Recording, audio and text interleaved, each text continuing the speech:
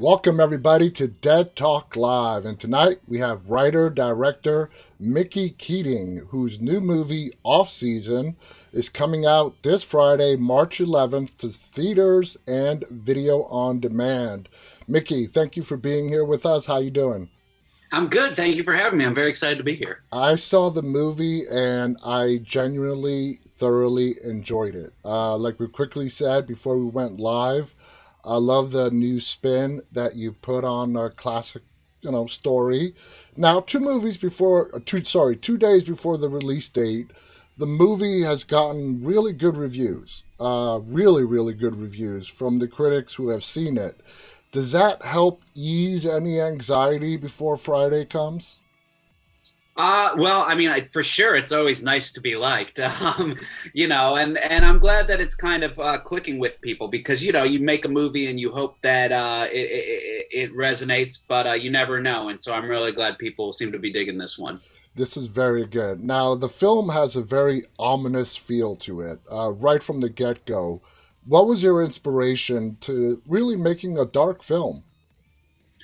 I mean, I love dark subject matter, and I really wanted to make something heavily atmospheric, very Southern Gothic in its feel, almost like an old ghost story you'd find in an old book in an antique shop. So yeah, that's what really kind of drew me to the subject matter. I really wanted to scare people, I think, and I think this one seems to be doing that.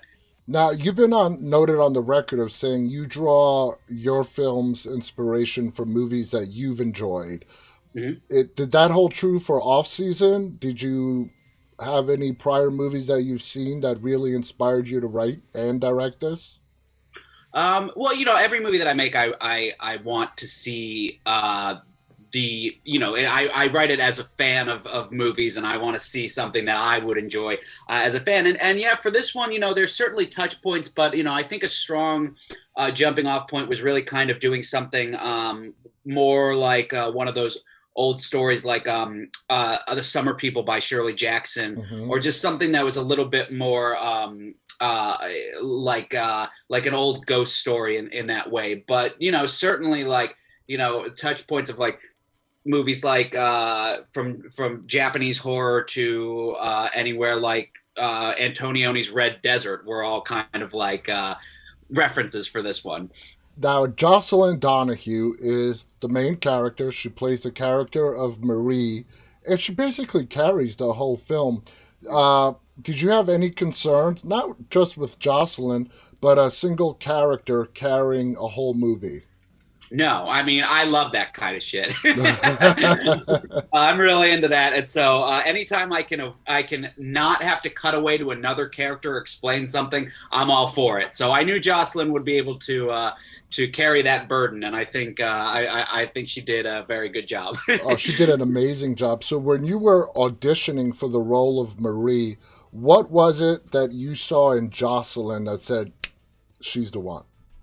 Well, it's funny. I don't really I hate the concept of auditioning actors. I think it's really it's horrible for them. It's horrible for me. So when I was thinking about who could play this character, she immediately came into my mind, and so it was really just a matter of being like, let's reach out to her representatives if she's even interested in reading it. Great. And so she did, and fortunately wanted to sit down and talk about it more. So I mean, my theory with actors always is like I know that they are good actors because I've seen their other work. Otherwise, I wouldn't reach out. So, yeah, it was really just the luck that she said, yes, I want to do that It's sort of because like a job interview, you know? I mean, how much can you convey in 20 minutes until you start working with somebody and seeing them every day? In your line of work, you get to see prior work. You get to see people and how they did.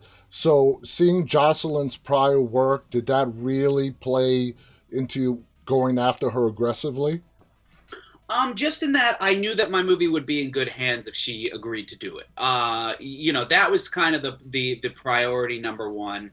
And then yeah, I mean, I feel like everything Robert Altman says it best. It's like casting is 80% of a director's job, and I Yep. 100% agree with that.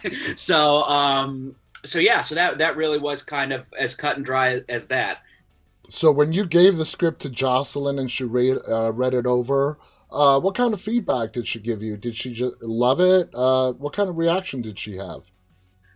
It really was, for me, I definitely always like to write, with the opportunity to go to an actor and say, whatever you want to bring into this, let's do it. If you have ideas, if you see your characters this way, let's do that, because that's very, very exciting to me. I want this role to be kind of personal for you, and so it was really this kind of fun conversation that we had in the weeks leading up to the shoot, where basically we kind of designed the character collaboratively, which Mm. is great, and I highly recommend that process. The film, you broke it up into chapters, okay? Which is great. It's done in TV shows, it's done in movies. Is that something you decided during the script writing process, or did you come up with the idea in post production?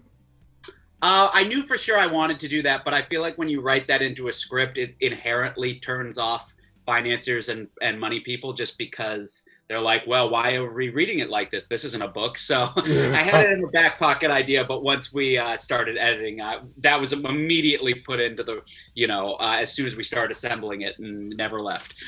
And you did it really uniquely in the way you laid out the chapters, let's say, in the frame and anything. Was there any inspiration behind that? Were you paying tribute to old style movies? Because it looked very old school and it gave it a nice feel. So, was there any inspiration behind that? I don't know if it was a particular movie, but I definitely just love that kind of design. And so from the beginning, I knew that I wanted that kind of framework. And incidentally, I met an artist named Adeline Albert on Instagram, and I loved her work. And I asked her to do that, and she was more than happy to. And so I'm very, very pleased that it's our kind of like own original flourish. But I'm sure it's in a bunch of Lars von Trier uses chapter cards all the time. Yeah. So, I'm sure it was some inspiration somewhere. The location of this film literally is a character in itself. Okay, the location is paramount.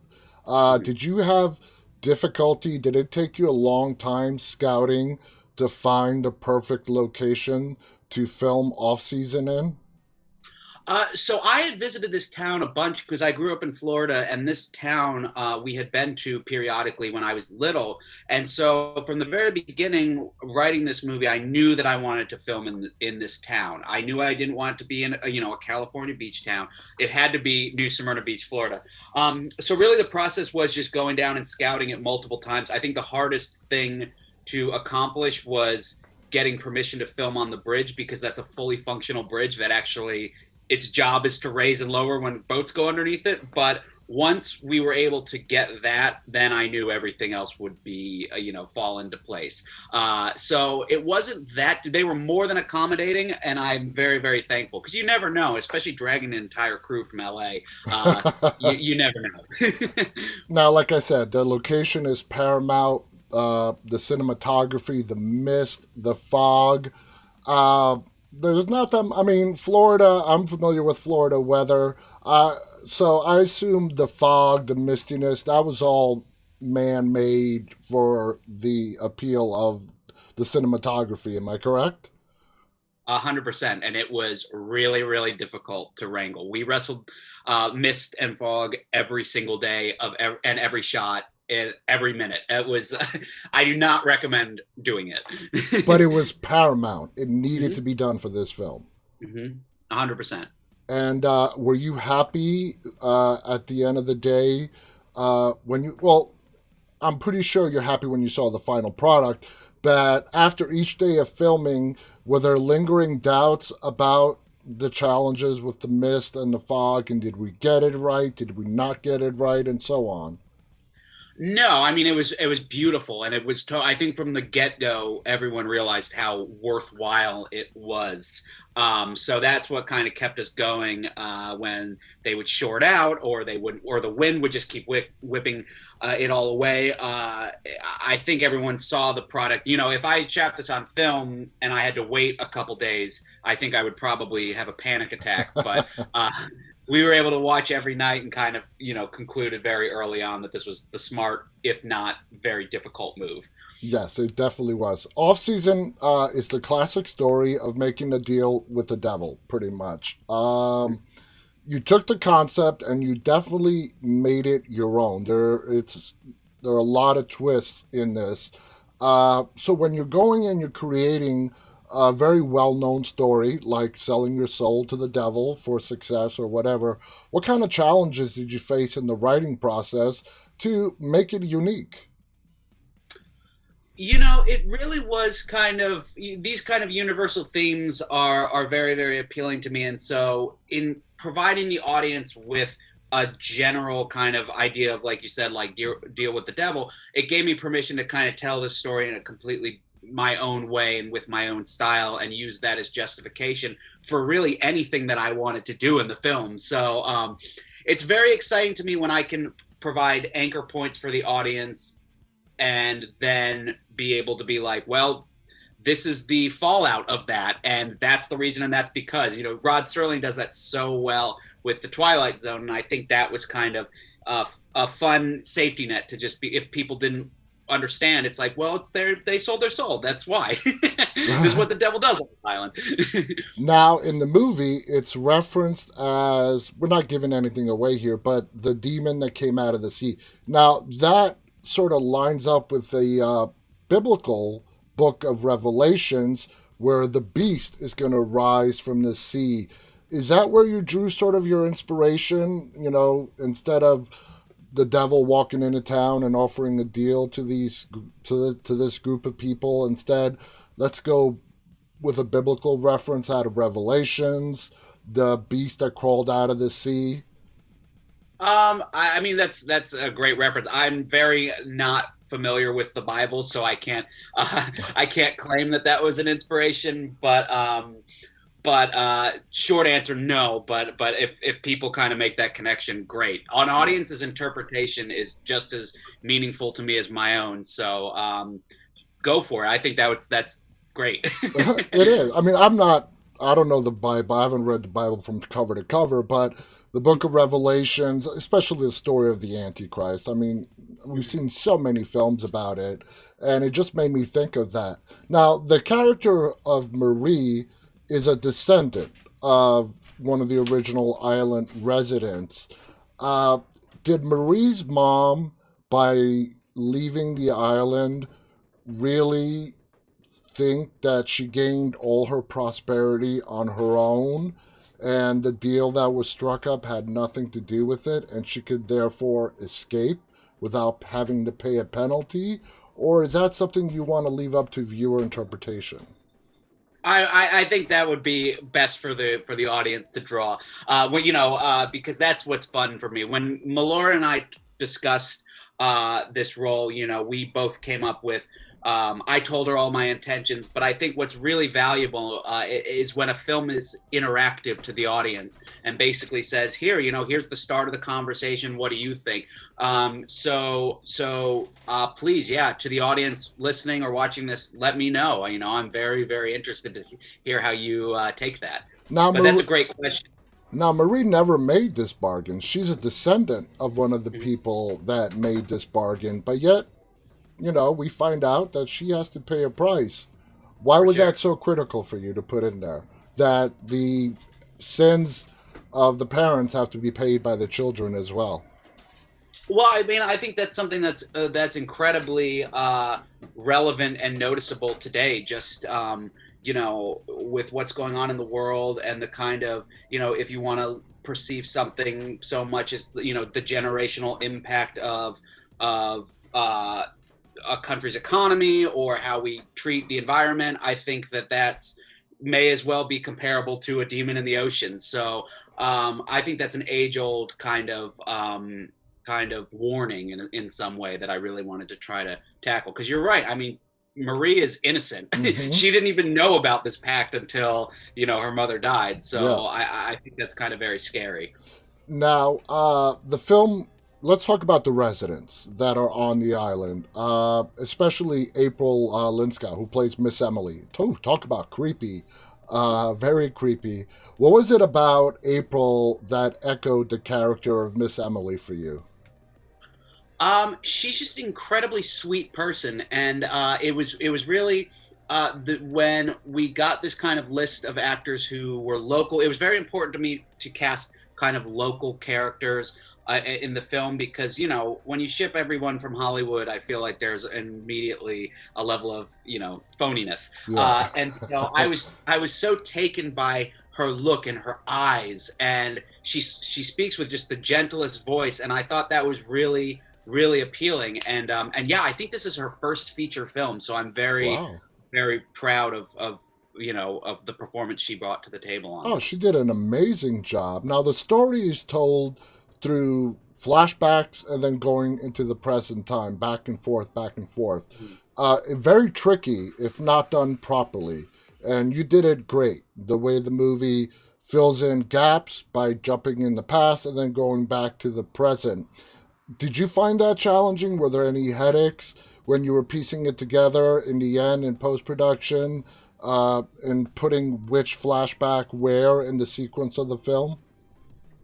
No, it's so funny. It's like what I did with this film was I storyboarded the entire movie and did a pre-visual like edit of the film. So basically, I mean, by the time we were assembling the dailies of the movie, the structure was pretty much set in stone from the get-go. But what I will say is, when I met Melora and Melora said she would do the film, I thought, well, here's a big opportunity to write more, to kind of open the window on and give some insight on their relationship too. So what I ended up doing was giving them a whole other scene that in the place of in the script where there was a little tiny flashback. Me and my editor Valerie, we put that argument Yeah. in the middle because Don't it call was me just a fun Ma. scene. Right, exactly. That was a scene that I was just like, I wrote it and I was like, this would be great for me to have anyway, like if it doesn't make the film, but we put it in there and it felt perfect, and so that was the only real kind of like pleasant surprise. Now, speaking about Melora, the film opens up with a very dark, sinister monologue Mhm. that will leave audiences scratching their heads. It gets explained as the movie goes on. What made you decide to start the film off that way? I just, I really wanted to I don't know. It just felt kind of right, and it was written into the script.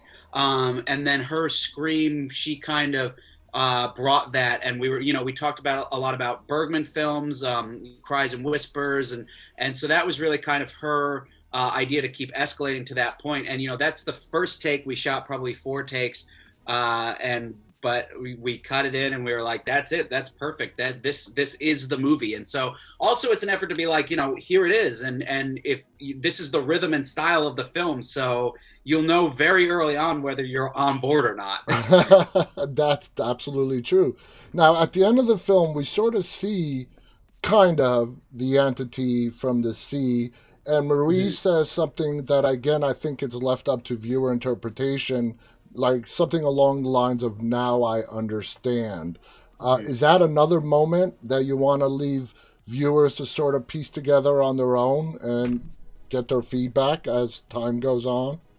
Sure, yeah, and also I think it's kind of the conclusive element of a character who is inherently conflicted by what to believe and what not to believe, and as she continues down this rabbit hole, I mean, ultimately that's kind of the if you need an answer, there it is, right?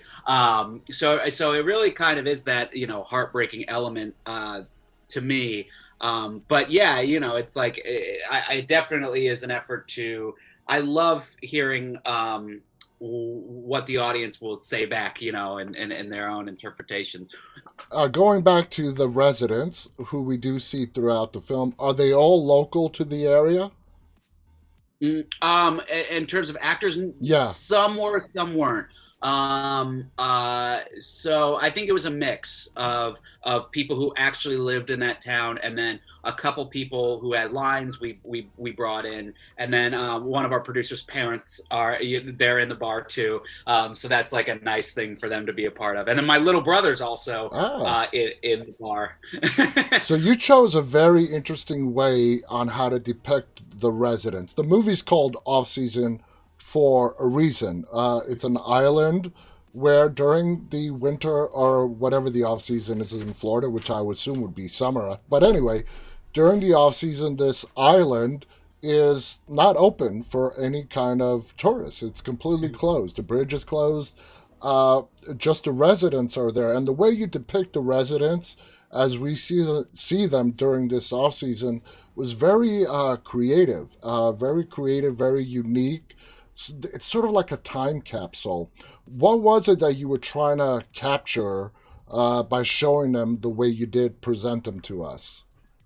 I really wanted to make this world feel like it was disconnected from time, right? And that it was still kind of, even though it relies for a lot of the year on modern tourists and tourism, it still is trapped and playing, the catch up game with culture and everything. So I wanted the residents who stay there to feel that way. If some of them are stuck in this eternal time loop, theoretically some of them have been there and alive for hundreds of years. And so that was kind of the real effort. And then in terms of them as when she sees them in the bar and they're all frozen or their eyes or anything like that, it really was this effort to almost kind of have them be shells or robotic in a way where it's like once the people are gone, they shut down. They have no purpose anymore until the tourist season again. So Exactly.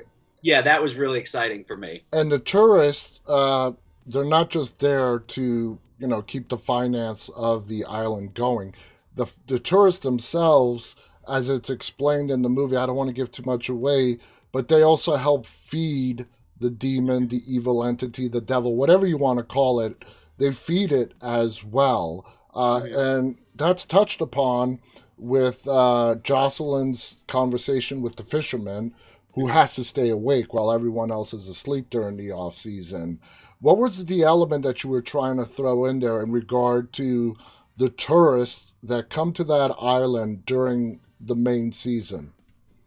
It's very exciting. I love the duality and the hypocrisy of a place that relies and depends on outsiders for, like you said, either money, for energy, whatever, but they have an inherent hatred towards anyone who's not them. Exactly, And so I just outsiders. love, yeah, I love that kind of. I think that's something that's very common, in our world today, and increasingly so. And I think that was just a really funny, disconnect that I really wanted to try to capture. Well, you did. Now, the film has some great special effects with the fishermen, and then at the end with the sea and the storm. Did you was it hard trying to stay in budget with the level of effects that you wanted to do? No, because I saved my ass because I storyboarded the whole movie. Because I think the problem that you get into, especially with visual effects, is if you don't have a plan and a mapped out, calculated plan, and you're just shooting coverage, that can add up a lot. Like Yeah. getting visual effects made is a real task, and so as long as you're very, very, very specific of what you have in mind, you can really stretch the dollar as much as possible. I mean, the Coen brothers say it the best. They say we storyboard because if we have a room and we know we only need two of the walls, there's no point in building four walls for a set. And I think that applies very well to CGI and visual effects as well. Absolutely. Now, let's go to how you got your start. You started, you interned at Blumhouse. How much did that experience help you getting into the world of directing, writing, especially in horror? Yes. So I grew up making movies. I've only ever wanted to make movies. I don't have any other interests or hobbies. Movies are everything. And so I actually, in college, I interned for Larry Fessenden first and foremost at Glass Eye Pix. And there I was able to kind of watch them navigate through, independent, completely fiercely independent filmmaking to make, things that are their own artistic voice. And then when I moved out to Los Angeles, watching the Jason Blum and Blumhouse make movies that are small but still studio minded and working with a studio, it really was this kind of exciting, a combination in my very formative years as a filmmaker. So really, I think the most exciting thing in learning from Jason Blum is really kind of keeping the audience in mind. And if you're going to try to push the audience in a certain direction or challenge the audience, you should always be making the movie with the audience, first and foremost in your head, because we're not making movies for ourselves. Hmm. Otherwise, you shoot a film and you put it in a drawer. So Exactly. it really is that kind of a very valuable thing that I learned very early on from both Larry and Jason Blum. Now, when it comes to horror, obviously you could tell by your filmography, you're a horror fan. You love the genre. When it comes to writing and directing, which of the two do you find more, I don't know, creative in talking about? Because we all know horror is a great platform for social commentary. Do you love like the writing aspect, or do you love it when it comes time to get behind that camera? I really love them both, and I see them both as they are interlocked for me. I think that directing is I almost say I like black out when I'm directing, because you just put your nose to the ground. You just have to make it happen. You're negotiating with time and elements and a whole bunch of other things. So writing really is, I write every day. I love writing. But the challenge of that is, like, you don't know whether what you're writing will ever see the light of day. So for me, I think that I probably would be hard pressed to, because directing is so challenging in so many ways. I don't think I would just voluntarily direct other material. I direct what I write. Hmm. But writing, I feel like I could write for anybody really, because I just love doing it. But yeah, so that's kind of that. They definitely do have an equal balance for me. And then I love editing. And then the most stressful moment for me is when the movie's actually coming out and you're seeing how people respond to it. Yeah, because you're out of control at that point. It's For not. sure, It's not yeah. up to you. Now, horror. You being such a horror fan, do horror ideas when it does come time to write a script, do you feel they naturally flow to you? I mean, everybody gets writer's block and whatnot, but do you find yourself, especially writing horror, that the ideas really come to you easily? Not easily, but free flowing. I mean, I have an endless well of ideas. The challenge always is whether an idea can sustain itself for 100 pages. Because I've gotten into so many instances where I've thought like, oh, this is a great idea, and then I've started writing it, and then 25 pages in, I'm like, I don't know, I'm done. I'm done. But so the ones that arrive where I can at least see a trajectory and an ending, I know those are worth pursuing, and those are fewer and further between. And it really is a matter of weeding out, like, all right, what's an idea that's exciting but might not be feasible or great for the next movie or something, and what's the thing that's like a challenge and really I can go bigger on. Those are always the Yeah. ones that I end up making. Now, as your career progresses, are you happy just being in the horror genre and making horror films, which is a great? I mean, horror is amazing. The fan base is amazing. There's loyal, they're dedicated. Or down the line, do you see yourself expanding more, let's say, into sci-fi, action, or whatever, when it comes to your writing and directing? Yeah, I mean, well, so I'm a cinephile through and through. I'm obsessed with all movies. But alternatively, like, I'm not one of those directors who is making horror films as like a stepping stone, as many directors do. I love the horror genre, and as long as I have movies that I think are worthwhile telling, I'll always do them. But I'd love to make.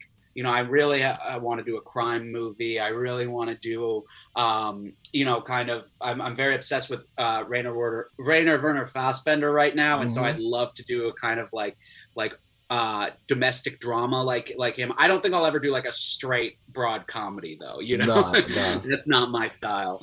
Being a horror fan, do you feel a responsibility when you do start writing a horror movie and directing it to the community, to horror fans?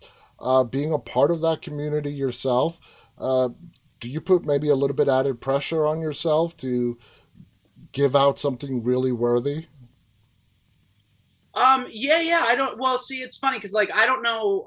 Short of making horror movies, like I'm not involved on social media very much or anything. So I kind of feel like an outsider in terms of like a community in and of itself. But I think I would never make a movie that I wasn't ready to like break my back over, if that Yeah. makes sense. Oh yeah.